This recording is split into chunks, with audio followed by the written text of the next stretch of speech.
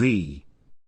Dumas, in a preface better than his play, tells us that La Princesse Georges is a soul in conflict with instincts.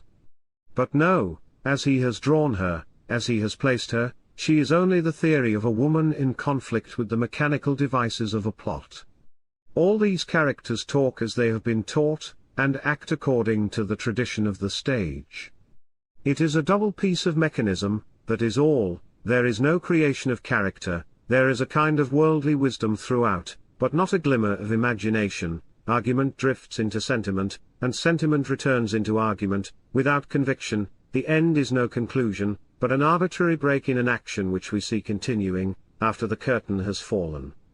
And, as in Fedora, Duse comes into the play resolved to do what the author has not done.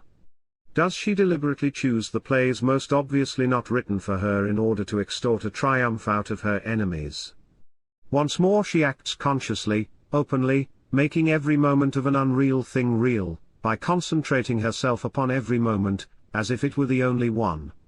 The result is a performance miraculous in detail, and, if detail were everything, it would be a great part. With powdered hair, she is beautiful and a great lady. As the domesticated princess, she has all the virtues, and honesty itself, in her face and in her movements. She gives herself with a kind of really unreflecting thoughtfulness to every sentiment which is half her emotion. If such a woman could exist, and she could not, she would be that, precisely that. But just as we are beginning to believe, not only in her but in the play itself, in comes the spying lady's maid, or the valet who spies on the lady's maid, and we are in melodrama again, and among the strings of the marionettes. Where are the three stages, truth, philosophy, conscience, which Dumas offers to us in his preface as the three stages by which a work of dramatic art reaches perfection? Shown us by Duse, from moment to moment, yes, but in the piece, no, scarcely more than in Fedora. So fatal is it to write for our instruction, as fatal as to write for our amusement. A work of art must suggest everything, but it must prove nothing.